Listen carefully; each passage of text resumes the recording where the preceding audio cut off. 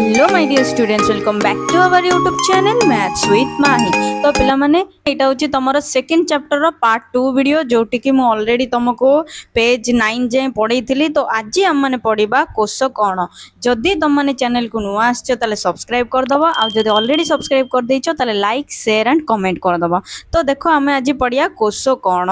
तो देखो पिला माने समस्त जीव शरीर रे कोष गठित होइता है। देखो आमर जो बॉडी अच्छी ना, बॉडी रो प्रत्येक पार्टा आमर कोष को लेकिन तैयारी। तमें कहबो मैम कोष कोण, कोष तो आम केबे देखिनो। तो देखो कोष होची सेल, सेल माने इंग्लिश रे ताको सेल कहंती। देखो कोष रे कोष मिसिले गोटे टिश्यू हुए, टिश्यू रे जतले टिश्यू मिसे गोटे अंग हुए, आ जतले गोटे अंग रे अंग मिसे सेटा पूरा बॉडी हुए। बुझी पारलो? जदि कंफ्यूज होजो ताले मु तुमको सेटा आगो को आउरी भलरे बुझेई देबी। तो वर्तमान तुम माने टॉपिक ऊपर टिके ध्यान दियो। देखो तुमे भाबुथिबो जे कोष गुड़िक प्रकृत रे किपरि देखा जाए। आस आमे गोटे अणुवीक्षण यंत्र व्यवहार करी कोषर घटन अनुध्यान करिबा। तो देखो एटी आमे किछि गोटे एक्सपेरिमेंट हम करिया को देइछि, से एक्सपेरिमेंट आमे एटी देखिया।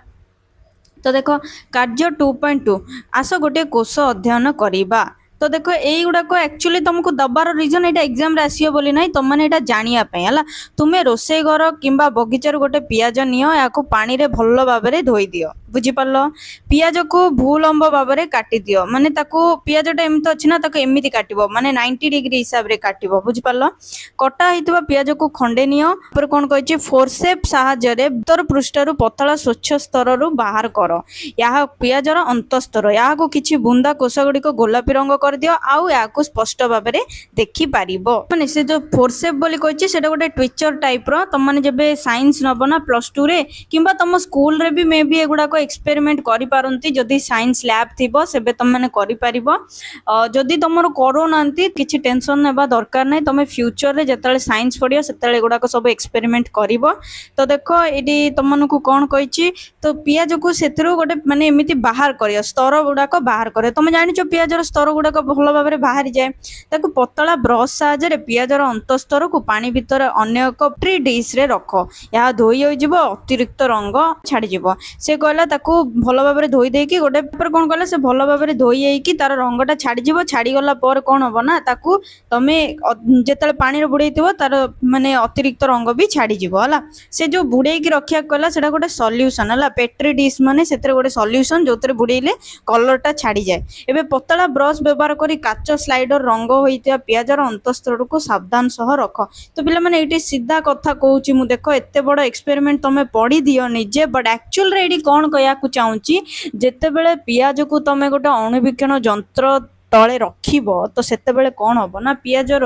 प्रति लेयर रे एमती बॉक्स बॉक्स टाइप देखा जिवो। एइटे देखो एटा मु निजे जेतेले मु +2 साइंस रे पढिथिली बहुत वर्ष तळे, मु भी निजे एमिति एक्सपेरिमेंट करके देखिथिली। आउ विश्वास करबोनी, से एक्सपेरिमेंट एते सुंदर लागे। तुम जेतेले करिवो सेतेले तुम माने जानि पारियो एगुडा को केमि देखा जाय ना, कांथ बलिया देखा जाय हला। एमिति ही देखा जाय कोष गुडा को। तो एइटी जो पिक्चर देइचे, पिक्चर रे तुमको एक्चुअली बुझीबा को कोन पडिया। देखो एटी साइड रे गोटे दिनस देइची, कोष झिल्ली,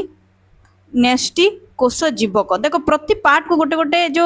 red red red dot Ballia हेची सबुतिरे, ताकू कुआला नेस्टी। नेस्टी माने न्यूक्लियस, जोडा कि सबुठु इंपोर्टेंट हला। कोष झिल्ली होची से चारिपटर बॉर्डर, जोडा कि से नेस्टी को प्रोटेक्शन दोची। कोष जीवक माने देखो मु एटी डायग्राम टा करछि, देखो ये होची तमरो नेस्टी हला। ये चारिपट वालटा होचे तुमरो कोष झिल्ली, आ पूरा भीतरटा होचे कोष जीवक। जानि पारलो? तो एटा थिला तुमरो एक्चुअली रो एक्सपेरिमेंट। जो पर्यंत तुम एक्सपेरिमेंट करिनो से पर्यंत जानि पारबनी। तो 2.3 भी तुमरो जो एक्सपेरिमेंट देइचे, एटी भी कोष हिसाब रे ही एक्सपेरिमेंट देइची। तो आमे एक्सपेरिमेंट गुडा को तुम निजे पढो। जदी किछि भी तुमरो डाउट होची ताले तुम माने मते पचारो, मु आउथर बुझेई देबी। बट एक्सपेरिमेंट तुम माने आराम से बुझी पारियो। देखो आमे मुख्य दिनस एबे स्टार्ट करियो। तो देखो एटी गोटे चित्र देइची, तमे भाबुथबो एटा कोन एमिति कोन अछि। तो देखो तमे देखिलो जे कोष गुडी को तीनोटी मुख्य अंश,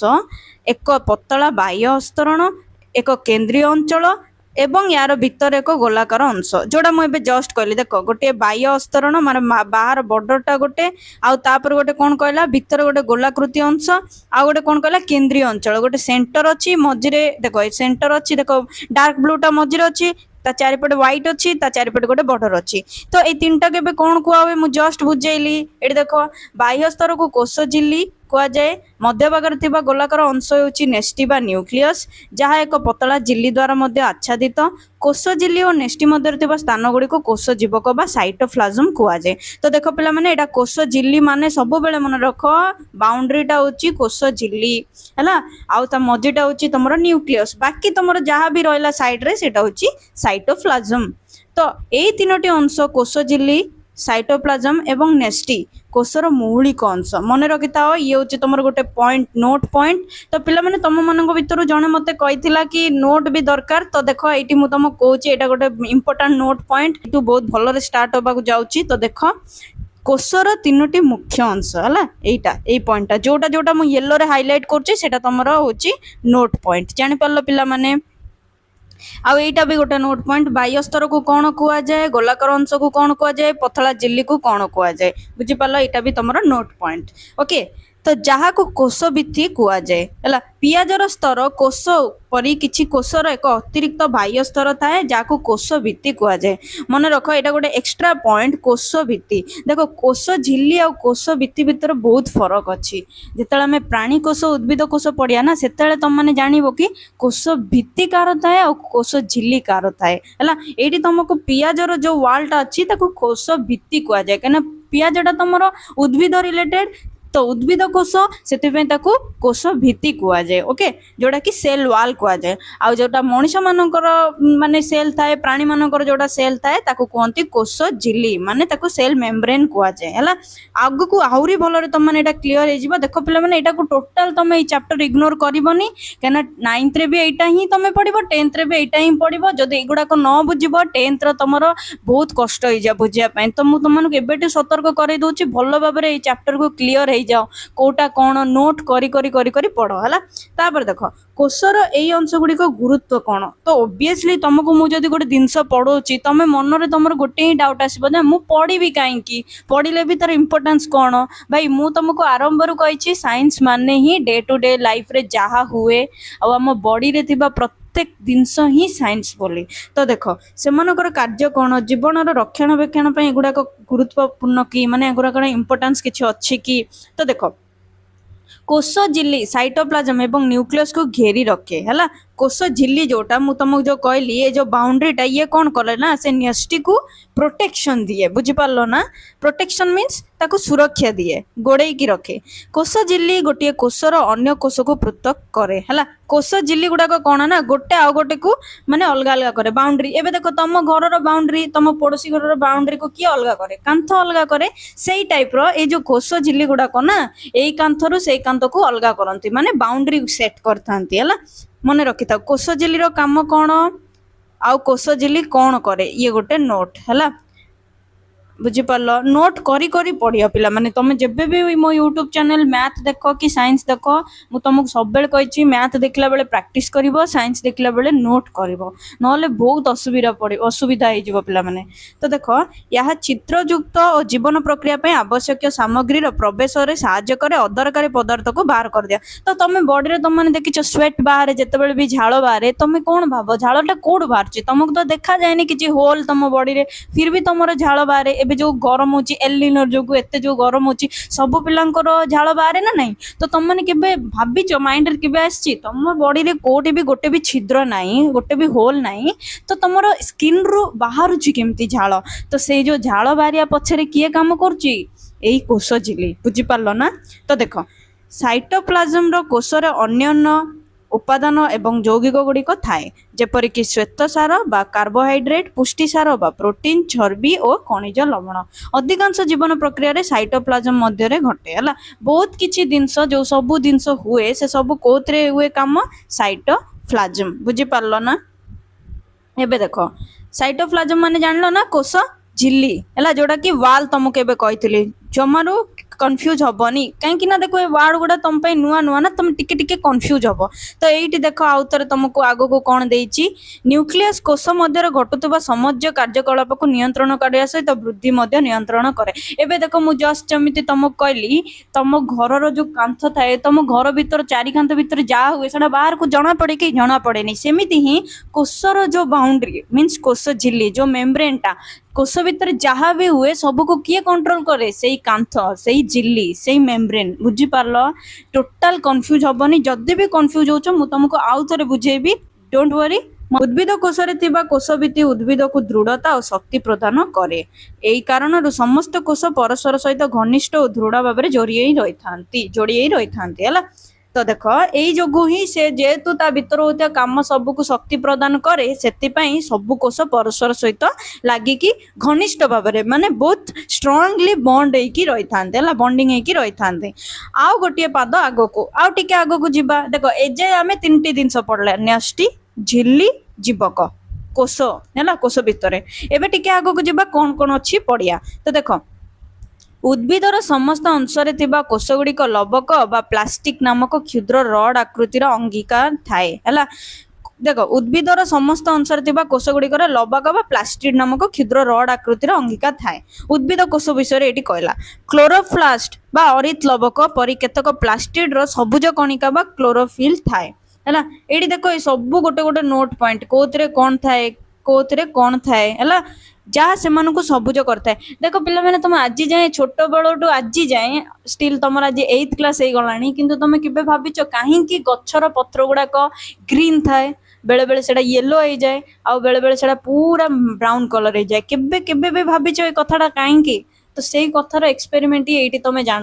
गचर जो पत्रटा थाए एमती से जो पत्र एमती ग्रीन होता एक्चुअली से कौन पे ग्रीन कहीं भितर सबुज कणिका माने क्लोरोफिल नामक गोटे जिनस थाए जोटा कि सब बेले ग्रीन करियारे साहाय्य करे ग्रीन रखियारे भी साहाय्य करे आउ जेतेले क्लोरोफिल गुडा कमी जाए सेतेले सेटा येलो हो जाए आउ जेतेले पूरा कमी जाए सेटा सेतेले ब्राउन हो जाए जेतेले झड़ी जाए हला पत्र झड़ा हुए तो जानि पारलो जाए एबे देखिया हमें नेक्स्ट कौन कही देख ये तुम आग को दीटा एक्सप्लेनेशन देई जो कोष ये दीटा हूँ भेरी भेरी इंपोर्टेंट एग्जाम रे प्रति वर्ष यहाँ आसे कोषर प्राणी कोषर चित्र करी ता भितर थिबा समस्त उपादान को वर्णन कर किंबा उद्भिद कोष को चित्र करी समस्त उपादान को वर्णन कर एटी तुम पीडीएफ रे एते क्लियरली बुझी पारिबनी तो सेति पे मु तुमको से इमेजटा देखौची एटी देखिबो हला तो देख एटी एक्चुअली रे एटी कोन कहिची से सब पढ़ी देकी हम इमेज को देखिया क्लोरोप्लास्ट पर केतक प्लास्टिड सबुज कणिका बा क्लोरोफिल थाए एटा जे पढ़िले आम जस्ट जहाँ से सबुज करी थाए आलोक श्लेषण रे साहाय्य करे आलोक श्लेषण जानिछ जो गछ निजर खाद्य प्रस्तुत करते उद्भिद उद्भिदर अणसबुज अंशर पदार्थ संचय प्लास्टिक साहाय्य करे उद्भिद कोषगुड़िक गोटे बड़ शून्य स्थान मध्य थाए जहाँ रसदानी कहुए तो ये देख एटा हूँ तुम उद्भिद कोष मु जस्ट तुम कही उद्भिद कोष रे थाए कोष भित्ति आ प्राणी कोष रे थाए कोष झिल्ली है देख आ भीतर गोटे रसदानी थाए रसदानी माने एटा हूँ गोटे तुम कौन कहला से देख शून्य स्थान माने सेठी किछि भी न थाए रसदानी आ भास्कुलार आ उद्भिद कोष गुड़िक गुरुत्वपूर्ण पदार्थ संरक्षण करियारे अदरकारी पदार्थ व्यवहार करियारे और कोषर आकृति को बजाय रखियारे साहाय्य करे हला एई जो वैक्यूम प्लेसटा बा भास्कुलार प्लेसटा स्थानटा सेटा सब बेले कौन करे ता काम कौन एटी ताको अंडरलाइन करके नोट कर जोड़ा कि गोटे बड़ शून्य स्थान जहाँ रसदानी कहुए जाए उद्भिद कोषर गुरुत्वपूर्ण पदार्थ को संरक्षण करिया बा अदरकारी पदार्थ बाहर करिया कोषर आकृति को बजाय रखियारे साहाय्य करे रसदानी है या उद्भिद को शक्ति और सामर्थ्य प्रदान करे गोटे गछटा केते स्ट्रांग होइकी रहइबो कि नाही सेटा डिपेंड करे तार रसदानी उपरे प्राणी कोषरे रसदानी साधारणतः न थाए है किछि जिनस उद्भिद पाखरे थाए किछि जिनस प्राणी पाखरे थाए बोथ पाखरे सेटा न थाए है जदि थाए तेबे सेमान साधारणतः छोट छोट होता रसदानी आम मनीष शरीर न थाए माने उद्भिद कोष रे थाए प्राणी कोष रे न थाए जदि भी थाए बहुत नेग्लिजिबल बहुत छोट थाए है आ तुम मन में क्वेश्चन आसबे कि ये कोष गुड़िक आम देखिया केमिति आंसर करिया मते कमेंट बॉक्स रे है এই ছোট রসদানী গুড়িক পানিরে দ্রবীভূত কেতেক পদার্থ को संचय करते तेणु गोटे कोष केवल तरल पदार्थ एक सरल तली नुहे या विभिन्न अंशरे गठित और जटिल संरचना तुमको कौन लगुच कोष एत इजिली मैन्युफैक्चर होती नेवर या किए तैयारी करते सेटा न्याचुराली तैयारी होता है आउटा गोटे बहुत डिफिकल्ट प्रोसेस जोटा कि तुम केबे भी भाभी भी पारिबनी कि एत छोट जिनस एत किछि थाए बोली तमे जेतेले भी पियाज को मु जस्ट देखली तुम के इमाजिन करथिलो पियाज रे एते बड़ बड़ कोठरी टाइप रो कोष देखा जाए बोली तो से तुम जब फ्यूचर रे केबे भी साइंस पढ़ियो तुम बहुत किछि जिनस सेठी देखि पारिबो कहिना स्कूल रे एते एक्सपेरिमेंट हुए कि नहीं मु जानिनी कहिना आमे पढ़ला बेला हम स्कूल रे एते एक्सपेरिमेंट हो नथिला मे बी एबे सब डेवलप हे गलानी तो होउथिबो तो जदि भी होउची बहुत इंटरेस्टिंगली से एक्सपेरिमेंट को करो हला तो एबे देखिए आमे एटी कोन कोन अछि देखो प्राणी कोष उद्भिद कोष देखो दी जनकर मेन जिनस होची न्यूक्लियस न्यस्टी न्यस्टी होची सबटु मुख्य जिनस हला आ होची क्लोरोप्लास्ट थाए का भितरे क्लोरोप्लास्ट माने जोटा सबुज कण देखलो एटी ग्रीन ग्रीन हेचिटी सबुज कण गुडाक एटी एगुडाक सब ग्रीन ग्रीन अछि एगुडाक आउ साइटोप्लाज्म थाए प्राणी कोष रे रसदानी थाए उद्भिद कोष रे माइट्रोकॉन्ड्रिया सबुठु इंपोर्टेंट रोल प्ले करे प्राणी कोष रे सेटा थाए कोथरे प्राणी कोष रे ए दीटा चित्र बहुत इंपोर्टेंट एबे हमें एई दीटा चित्र ऊपर टिके ब्रीफली पढिबा देखो तो देख पिला माने एबे कोन दला आमे एक कोषर मौलिक गठन बुझी पारलु आमे यहाँ मध्य बुझी पारलु जे उद्भिद कोष और प्राणी कोषर आकृति और गठन परस्पर ठारू भिन्न अटे हैला तो विभिन्न प्राणी कोष मध्य सेमानक आकृति और गठन भिन्न भिन्न कि ताले से कहले डिफरेंट डिफरेंट प्राणी मानक भितरे तांकर आकृति डिफरेंट डिफरेंट कि बोली पचारला ऑब्वियसली हां किंतु कोषर आकृति डिफरेंट ही होबो कोष गुड़िकर आकृति और गठनर भिन्नता है मनीषर मांसपेशी और स्नायुकोष चित्र देख ये हूँ मांसपेशी आमर मसल्स ये हूँ स्नायुकोष माने आमर जो सेंसेशन जो सेंस हुए स्नायु मीन्स सेंसेशन है तुमको एबे मु मन कर तुम हाथ में मशा कामुड़ी तो मशा कामुड़ कामुड़ सांग सांग तुम हाथटा से केमती पलाऊँगी जोटी तुमको मशा कामुड़ी तुम अनै न मन कर तुम पिठी में मशा कामुड़ी तुम अनै भी पार न कि तुम हाथटा सांग सांग से पलाए ता माने कौन तुम सेंसरी ग्लैंडटा जोड़ा सेंसरी ऑर्गन सेटा सांग सांग काम करा और तुम ब्रेन को इनफॉरमेशन पहुंचाए जे तोर साइड मशा बसची सांग सांग ता ऊपर एक्शन ने बोले बुझी पारलो ना एई टाइप रो ही काम करे तो पिला माने तमर ए जो कहली तमर ए जो दीटा चित्र इंपोर्टेंट जो दीटा चित्र तुमको भल भाव प्रैक्टिस करके बुझीबार अच्छी सेटा मु तुमको एबे बुझेबी देखिबो हला या पर तुमनको बुझेबी तो देखो सेमानक मध्य तुम समानता पार्थक्य देखुच कि एक मांसपेशी एक ताकुड़ी आकृतिर होता है मांसपेशीटा एक स्पिंडल आकृतिर माने तार गोटे शेप माने एमिते शेप ताकू मु कोन ही कहबी आ मांसपेशीर शेप तो तुम जानिच ही किंतु माने तमे चिकेन जे भी खाउथबो आइंस जे भी खाउथबो समान देखिछटी मांस किमिति थाए मनुष्य मांस रे कुकुड़ा मांस रे कि छेली मांस रे बहुत डिफरेंस थाए बट सेमती किछि थाए हला तो किंतु स्नायु कोष बहुत लंबा प्रशाक युक्त होता है तुमर जो स्नायु कोषटा तो बहुत लेंदी माने बहुत लंबा तुमर स्टार्ट होता है तुमर जो मेरुदंड सेठू तुम ब्रेन जाए पुणी सेठू तुमर अंटा जाए सेटा स्नायु कोष लंबी थाए सेठू पुणी देख से स्नायु कोषटा तुमर मनकर ये होचे तुमर ब्रेन एठू तुमर मेरुदंड पछपटे नेक रे देखिबो तो सेठू तुमर मेरुदंडटा एमिति लंबा अछि तो सेठू स्नायु कोष पूरा एमिति एमिति जाइताए तार पूरा शाखा प्रशाखा होता है बहुत लेंदी माने बहुत लंबा है से कोषर गोलाकार केतेक लंबा केतेटा पतला जीवरे कोष गुड़िक संख्या भिन्न भिन्न थाए कोष गुड़िक परस्पर ठारू एते भिन्न कहीं देखा जाती यार कोष आकृति और गठन कौन ता सहित जड़ित कोषर अनेक आकृति आकार गठन से निर्दिष्ट कार्य करियारे साहाय्य करे एटा गोटे इंपोर्टेंट पॉइंट या नोट कर कोष गुड़िकर अन्य आकृति आकार गठन से निर्दिष्ट कार्य साहाय्य करे हला माने कोषर different different shape different different काम करियारे हेल्प करे ओके किंतु ए कोष गुड़िक शरीर विभिन्न कार्य करियारे किपरि साहाय्य करनती ऑफ कोर्स तमर ए जाय भी डाउट थिबो जे एक्चुअल रे कोषर काम कोन हला तो पिला माने तुमको मु कहयार बोली गली कोष माने कोन एठी देख तो पिला माने मु तुमको पूर्व क्लास रे कहिथिली ए पॉइंट याको भी नोट कर दियो ए जो पेज नंबर केते अछि कहलो 9 रे गोटे जिंस मु तुमको कहिथिली प्रत्येक छोट छोट स्थान को एक कोष बोली कुआ जाय हला याको मौलिक एकक वर्णना करा जाय जीवनर मौलिक एकक कोष का कुआ जाय जीवनर मौलिक एकक को कोष कुआ जाय मन रखिथिबो एटा भी तुमर गोटे नोट पॉइंट तमे टेंशन नियनी मु तुमको लास्ट बेल को चैप्टर एंडिंग बेल को नोट तुमको देई देबी सब नोट तमे इंपोर्टेंट क्वेश्चन सहित नोट विथ एमसीक्यू भलो भाबरे तुम माने प्रैक्टिस करके क्लियर भी हेई जिवो हला तो एबे देखो हमें नेक्स्ट पढ़िया कोन अछि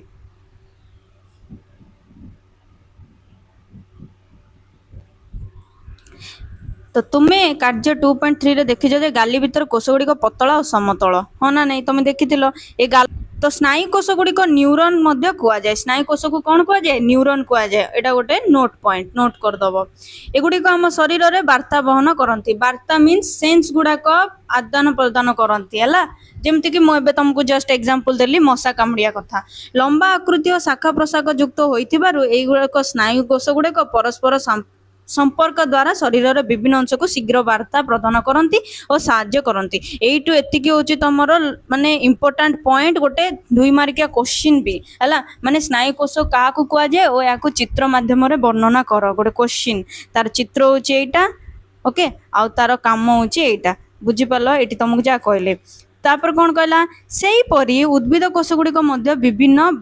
भिन्नता भितर परिलक्षित हुए उद्भिद कोश गुड़िकर आयताकार लंबा और अंडाकार किंबा नली बली हो पारे उद्भिद कोश गुड़ाक किपरि पारती माने सेप भिन्न भिन्न हो पारे है किसी उद्भिद जल परिवहन पर कोश गुड़िक लंबा नली अटंती आउ किसी गुड़िक गेड़ा गेड़ा अटंती है एमती मन रख तुम मैंने तुम्हें पूर्वर पाचन विषय अध्ययन करछ पाचन माने कौन पिला माने डाइजेशन मन रखता डाइजेशन प्रणाली रे विभिन्न अंश विभिन्न प्रकार कोश गठित होता है किसी पिला कहे डाइजेशन कौन अरे हजम हवा माने डाइजेशन है देख मु समस्त अकॉर्डिंगली बुझाऊँगी जी ओडिया जानिच पाचन माने हजम जी जानी न डाइजेशन खाइला पर जो आमर हजम हुए ढक्कार आसे ओ कहीकि सेटा ही है